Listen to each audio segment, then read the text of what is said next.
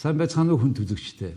Өнөөдөр манай DeFacto нэвтрүүлгийн зочноор Европын Холбооны Элчин сайд, онц бөгөөд бүрэн эрхт Элчин сайд, хадагтай Аксель Никэйз оролцож байна. Аксель Никэйз Европын Холбооноос Монгол Улсад суугаа онц бөгөөд бүрэн эрхт Элчин сайд. 1991-ээс 93 онд Брюссель хотын Либре их сургуулийг олон улсын эрх зүйн магистр, 1989-өөс 1991 онд Брюссель хотын Либре их сургуулийг улс төр олон улсын харилцааны магистр зэрэгтээ тус төгсжээ. Франц, Англи болон Орос хэлтэй. Европын Холбооноос бүгд найрамдах социалист Вьетнам улсад суугаа төлөөлөгчийн газарт дэд тэргүүн. Улс төр хэвлэл мэдээллийн албаны дарга. Европын Холбооноос энэтхэг болон Бутан улсад суугаа төлөөлөгчийн газарт улс төрийн асуудал хариуцсан зөвлөх. Европын Холбооны гадаад бодлого, аюулгүй байдлын албанд Төв Азийн эрчим хүч, тээврийн асуудал хариуцсан ажилтан. Европын Холбооны Туркменистан улсыг хариуцсан улс төрийн зөвлөх. Европын Холбооны Алжир болон Ливийг хариуцсан улс төрийн ажилтан. Европын Холбооны Махреб, Машрекийн бүсийн хөтөлбөрийн зохицуулагч. Европын Холбооны Темпус дээд боловсролын хөтөлбөрийн зохицуулагч. Европын Холбооноос Украины, Беларусь болон Молдов улсуудад суугаа төлөөлөгчийн газарт эрчим хүч, байгаль орчны асуудал хариуцсан ажилтан. Европын Холбооны Өмнөд Кавказ, Төв Аз болон Монгол улс дахь эрчим хүчний асуудал хариуцсан зохицуулагч. Кыргызстаны Бишкек дэх нэгдсэн үндэсний байгууллагын хөгжлийн хөтөлбөр болон нэгдсэн үндэсний байгууллагын дөрвөсний асуудал эрхэлсэн дээд комиссарын газрын хөтөлбөрийн зохицуулагч зэрэг албан тушаалыг хашиж байжээ. 2021 оны 9-р сараас Европын Холбооноос Монгол Улсад суугаа онц бөгөөд бүрэн эрхт Элчин сайдаар томилогдсон ажиллаж байна. Good evening. Thank you so much. I'm so happy to be here. I would like to start our dialogue with about the cooperation of European Union, Mongolia. When was it started and how is things go on now? Thank you. We have a long history. Our diplomatic relation dates back now 33 years ago. So we were already very actively involved with Mongolia, with mainly cooperation program. And then we scale up our presence by opening a delegation, an embassy on the spot in Ulaanbaatar. That was in November 2017, so we are soon celebrating 5 years of our physical presence in Ulaanbaatar, which also allow us to scale up significantly our projects, our activities, but also our political dialogue and our overall engagement with Mongolian authorities, but also the civil society and the population of Mongolia. That means our embassy in Belgium, also embassy not only to Belgium but also European Union? No, I'm not a Belgian diplomat. I'm a European Union I mean Mongolian diplomat. Embassy there. Yeah, the Mongolian embassy in Belgium with Yes. Ambassador Bold, Yes. with whom I have very good and regular contact, is also very active in supporting and following up our portfolio. He is also ambassador to European Union. Yes. And Belgium. And Benelux. And Benelux. Belgium, Netherlands, Luxembourg, and NATO. With NATO. Yes. Whoa, 4 works. It's a big portfolio, yes. Oh, yes. Very prestigious one. Okay. So let's start about, say, a particular sector where you would think that you made a substantial change in Mongolia. I think green development. Green development, because there are clearly challenges in Mongolia, challenges that are related to the climate change, related to land degradation, also to the necessity to boost up the agriculture sector, the forestry sector. And on this, I think that our priorities and our mindsets, both on the Mongolian side and on the European Union side, are very much aligned. And we have already engaged significantly, for instance, on pollution and air pollution with energy efficiency in the Gare district. We have been also, and we are still engaged on the supply, the value chain, sustainability of the value chain, which means to be less wasteful and to produce more, better, with less impact on the environment. We were also busy on the waste recycling with a number of projects in Ulaanbaatar, but also in other AMACs in the country. But now we will definitely be more engaged on green development with a specific pillar in our next programming in 21 and 27. And I'm very happy also to announce that next week, on the 8th of November, we will sign a forest partnership, EU-Mongolia Forest Partnership at COP27, and it will be signed by President Korelsuk and President von der Leyen. So we really want to accompany and to support the 1 billion tree initiative of the President. Let's talk about Mongolia fulfilling its obligation about this Paris Declaration about the reducing CO2 emission, and with the current exchanges. How realistic is this, and how Mongolia is doing that to you? Yeah. At the moment, I would say that the ambition is very high. Sometimes it can be perceived like over-ambitious or over-optimistic. I think also sometimes you say that you need to have big dreams not to lose them out of sight. I think having big ambition allows also to mobilize efforts, mobilize obviously domestic efforts to engage with the population at large, but also to get more attention. And definitely I was reading about the visit of JICA president, the Japanese cooperation, were also engaged on supporting the forestry sector. So I think we are many partners supporting Mongolia, for instance, on the forestry sector. So yes, the ambitions are very high. It might sound sometimes over-optimistic. We have concern regarding the use of coal. Clearly, coal still remains a significant portion of the energy grid of Mongolia. So at the moment, the goal is not achievable if we keep on the current track. But there is also a lot of interesting initiatives and very forward-looking projects. And as European Union, but you are not the only one, we have also the development banks. They are very active on energy efficiency, but also on renewable. In that sense, what is that number one thing we have to do to make this goal achievable or to make faster the current path? Investing in renewable. Investing in renewable is definitely a game changer, I would say. First, there is a huge, on the positive side, there is a huge potential in Mongolia. I mean, 300 days of sun is something truly valuable. And they even say that we will have enough renewable energy potential that even we can one day export that energy to China. Yeah, you can export however, electricity to the China. current situation with the current price, Mongolia is now not self-sufficient with energy. Yes. We still buy it hard currency, and still in the near 3, 4, 5 years until we make another power station, we will still be buying it.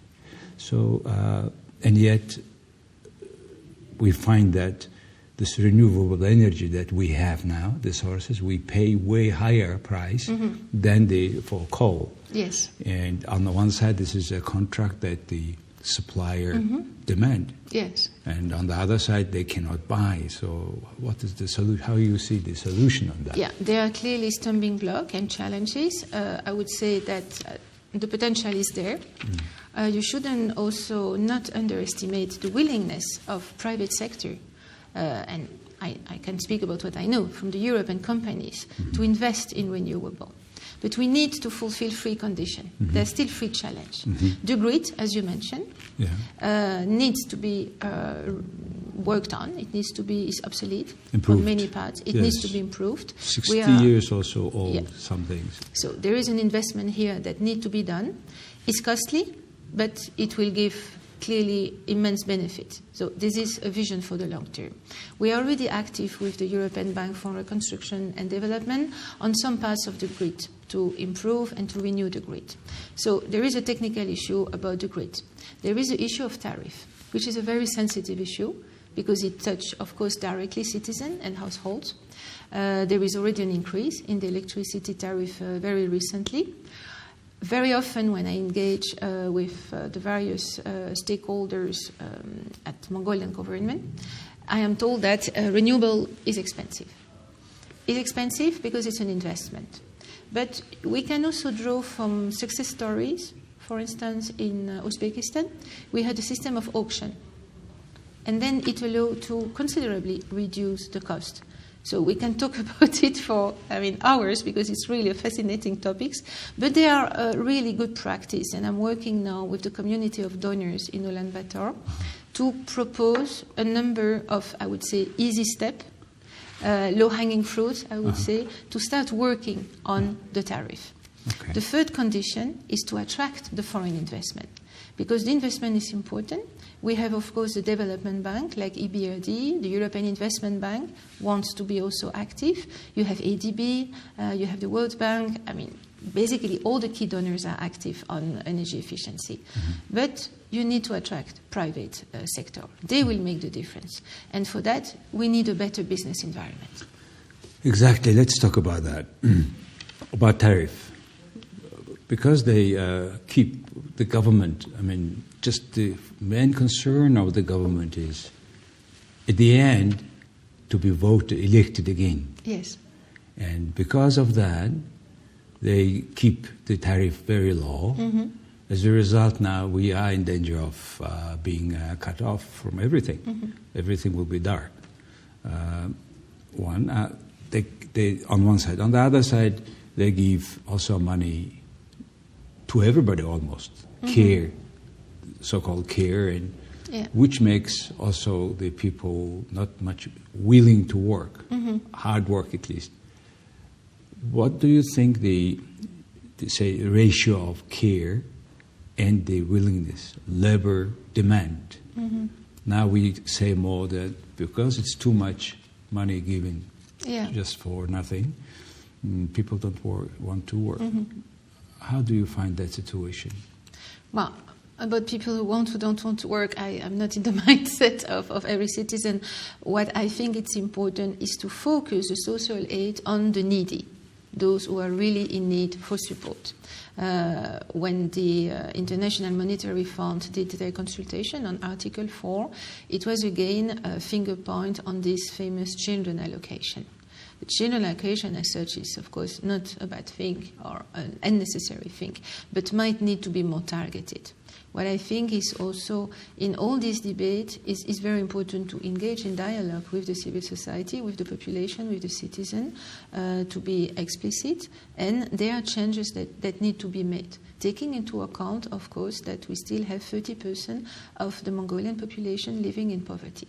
And that is also something that needs to be addressed. See, you are exactly saying what the government is saying, that we need to address, yes, we need to help. Everybody's saying it is to be targeted, yet they are not doing that because they're more concerned about the election and everything. Nothing is done just a year before election. And in general, European Union, EBRD, European Community, involved in almost all the sphere of our social life, economic life. And do you think, because of your help, not only your help, foreign aid, even we have a provision in our budget, foreign aid, as you know. So is it altogether, you think, make the government staying a bit idle in this regard, that they keep doing, but help is coming, and, the light is on. Yes. In that regard, how you think that, how efficiently Mongolia use this foreign aid? I can give you an example, because sometimes we see foreign aid like a white check. You sign a check and off we go. It's not that. It's really an engagement with the government, and more what we are doing, we are supportive of transformation change. So we have a budget support, for instance. That is a direct contribution to the budget, the state budget, via the Minister of Finance, but we also work with the Minister of Labour and Social Protection and the Minister of Education. Because this disbursement, they are fixed tranche and variable tranche. And the disbursement is against clear progress on a number of spheres. On pension reform, it could be on the vocational training. So there are a number of benchmarks. So it's a really active dialogue. We are not signing a white check. We are in dialogue, in a policy dialogue. Who is monitoring the result of this help? There is a result-based management, right? Yeah. Who is doing that on the from a side? So that is done by my headquarters. So we have a finance and contract department in Bangkok that are covering the whole region, not all Asia, but I would say East Asia, including Mongolia. So we have a finance and contract department. Okay. And then, of course, regularly the ministry is sending us the report. I remember the first time I received it, it was 11 centimeters of data, of reporting, just to illustrate where the progress have been made and sometimes no progress. Last year, for instance, we couldn't disburse the old variable tranche because there was a number of benchmarks, a number of objectives that unfortunately couldn't have been met. So we didn't disburse everything. So it's really an active dialogue, communication with the government. Then I have my headquarters. We have also a department that is following. All this reporting is followed, and then it is decided whether we disburse or we don't disburse. Because we need to have measurable, evident progress. So the foreign aid is much more an interactive dialogue with his up and downs than signing a check. So it's measured by independent department. Yes. From Bangkok. Back to the green development about forestry, you said we will be signing more contract by the president. You see, when you go to Belgium or Benelux or Germany in particular, the forests are taken so well care of, and you cannot compare with what is happening here. In the very long estates, and people think to care of forest means not to touch it. That's the understanding. As a result, now many even forests die in some places. In that regard, what particular big things going to happen in Mongolia? Yeah, you are really touching the core of the issue, because the forest obviously is not only planting tree, is to start with taking care of the capital. On the good news side, I would say that Mongolia has the highest amount of trees per capita. Now you will tell me that you are 3 million, but still, I mean, there is a very good capital in Mongolia that is under threat for various reasons. I mean, permafrost is melting, so you can see trees that are drying up because the permafrost, which is a stock of water, is melting. So that is a very complex issue that is linked to the climate change. Also overgrazing. The pressure of the animals, the herds, is also very important on the forest.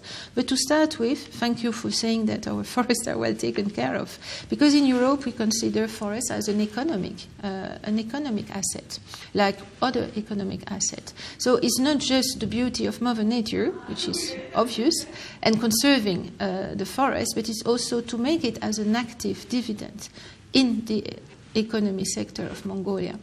So is to clean up the forest, also is to facilitate the growth and the regeneration of the forest, but also having as a business sector, you need to train staff, you need to have forest experts, you need to have also dividends from the exploitation. What's stopping Mongolians to do so?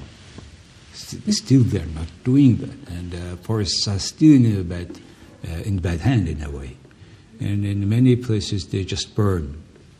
Some say they take old ones, fallen ones, but in some places they cut the young trees and they burn it. Yes. So in order to change all this mindset, we have been working a lot, but it's not changed much.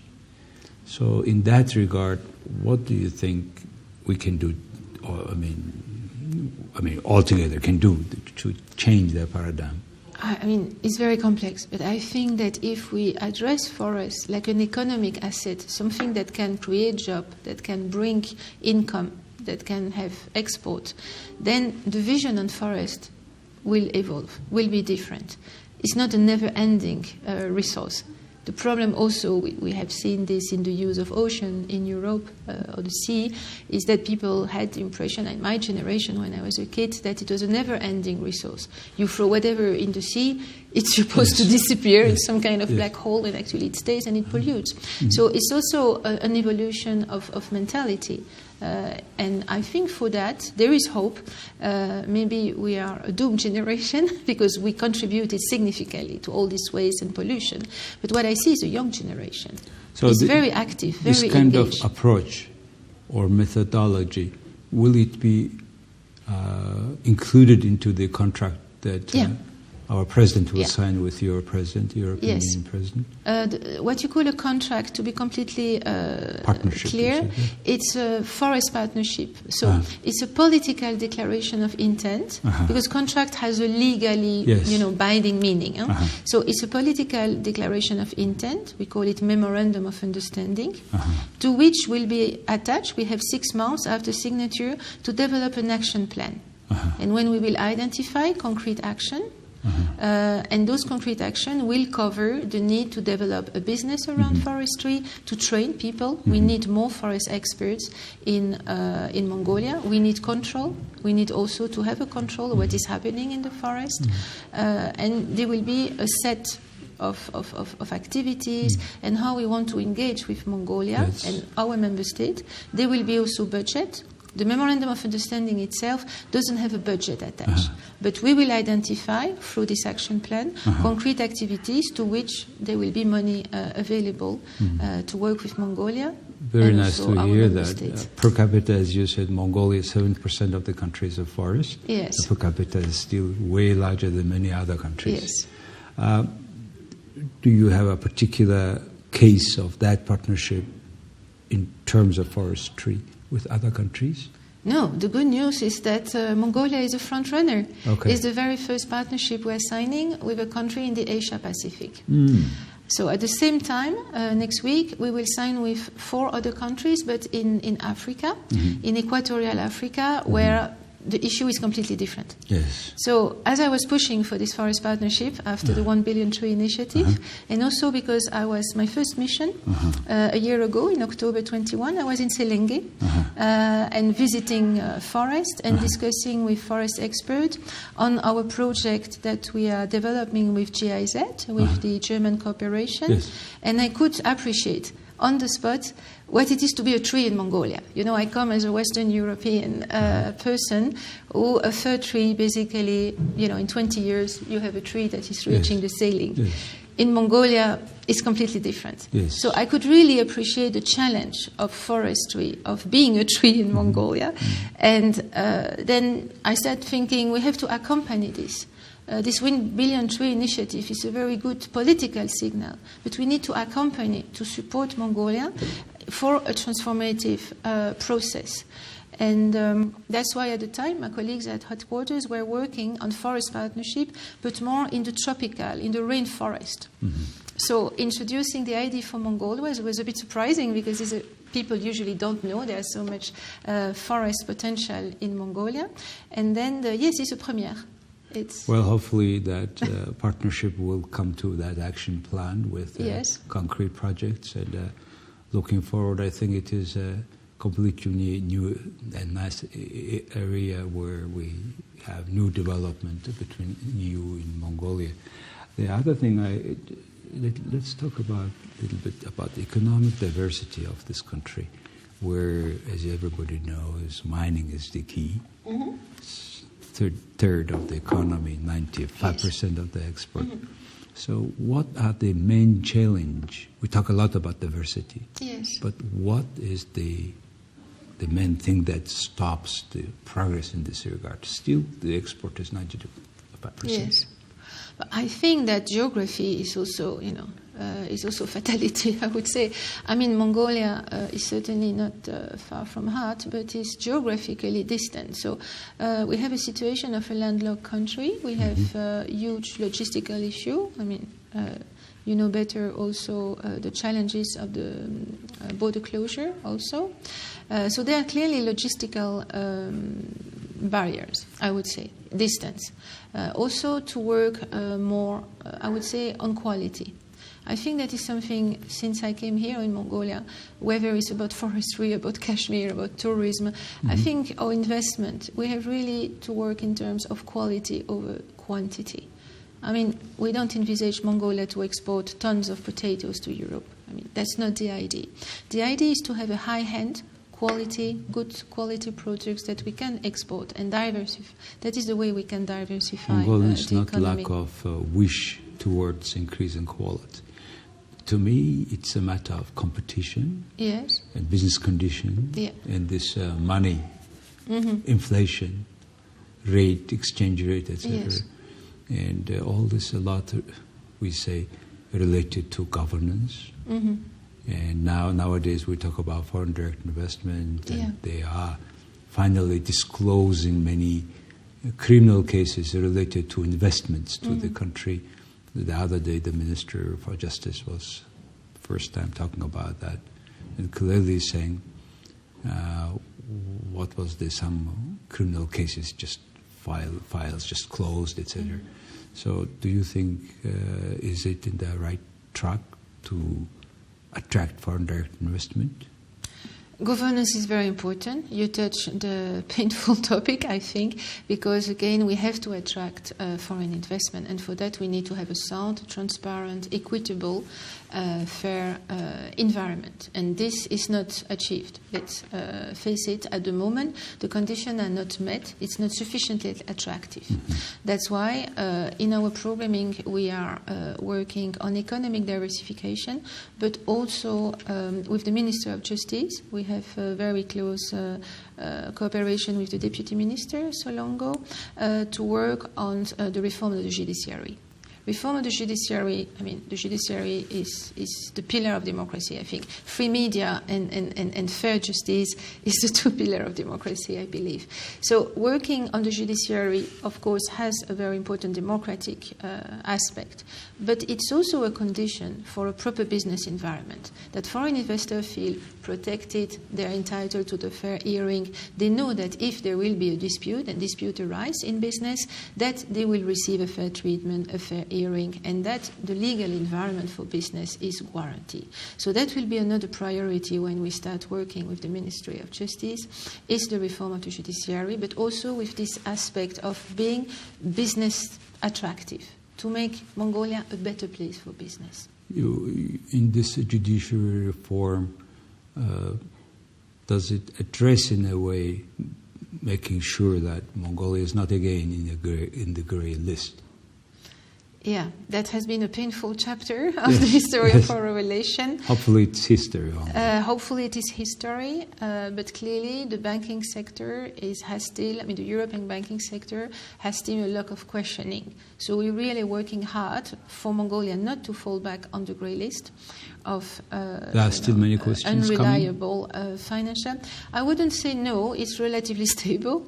It's the same, questioning about, the solidity and the transparency of the financial market. But I wouldn't say that the situation is aggravating. Okay. It's stable, I would say. Recently, European Union had frozen all bank assets of many oligarchs of Russia. And they made a statement that this money will be for restoration of Ukraine. So how altogether West can be organized and fight against injustice. How do you see Ukraine war timing-wise? Of course, nobody can tell when it is finished, but what is your opinion? Well, hopefully the earlier the better, but I'm not in the war room. So, I can only read the press like you. We speak about spring, they speak about summer. What is important to remind to our auditors is that the sanctions that have been adopted following the war of aggression of Russia against Ukraine are targeted sanctions. We have now 7 patch of sanctions that have been adopted by the European Union, by the Member States, by the G7, and the like-minded. They are targeted, we are mentioning the oligarchs, at Russian individuals and entities, including also Belarusian ones, that have a direct involvement in the war effort against Ukraine. So by no means those sanctions are extraterritorial. It means that Mongolia trade absolutely normally, as much as they wish, with Russia. The sanctions have no extraterritoriality. That is a very important thing to remind. So the second aspect of those sanctions, which is important because there is a lot of disinformation, a lot of propaganda, is that those sanctions have never touched the food and agriculture sector of Russia We are facing a very, very worrying food crisis that could take a few years to be solved. But that's not the impact of the sanction. That's the result of the war. So that means Mongolian businesses can do businesses with Russians. Yes, I mean, we have no say on that. Yeah. On the other hand, Mongolia is one of 50 plus countries abstained from the UN resolution votes. How do you think about that? We are very happy. We had the political dialogue EU-Mongolia now it's 4 weeks ago in Brussels, and the Deputy Secretary General of the EU was very clear. We understand you need good relation with your neighbor, like any nation. Any nation needs good relation with neighbors. Mongolia is no different. So we are happy about this abstention vote. We know that we cannot get better for the reason we know. Okay, final question about, again, on international issues. We think on one side we living in a multipolar world. Then they say also, recently there was National Committee of US and China. They always said no about only bipolar world. So this multilateral relations, how do you see in that regard the foreign policy of a country like Mongolia in particular, having two neighbors, then a third neighbor, etc.? I think it's a very balanced policy. It's a very balanced policy because you have, of course, your strategic partnership with your two neighbors. It's inevitable. You don't change geography, you don't change history. That's the two rules in diplomacy. You have always to remember. At the same time, there is a very active engagement with a neighbor and on multilateralism. And on that, we have a true, reliable partner with Mongolia that is working in the UN system. It's very vocal on multilateralism. And I think the visit of the UN Secretary General last August was a very, very important moment for Mongolia on the invitation of President Koresuk. Well, that's the full range of questions I want to ask you. Thank you. Thank you very much for coming and Most asking. welcome. Answer my questions. Pleasure. And very happy to have you on this show. And I wish and I hope the relations between European Union and Mongolia will go on the same fast speed as it was. Count on me. Thank you. Thank you very much. За, хүн төлөвчтэй өнөөдөр манай DeFacto нэвтрүүлгийн зочноор Европын Холбооны онц бөгөөд бүрэн эрхт Элчин сайд Аксель Никэйз оролцлоо. Баярлалаа.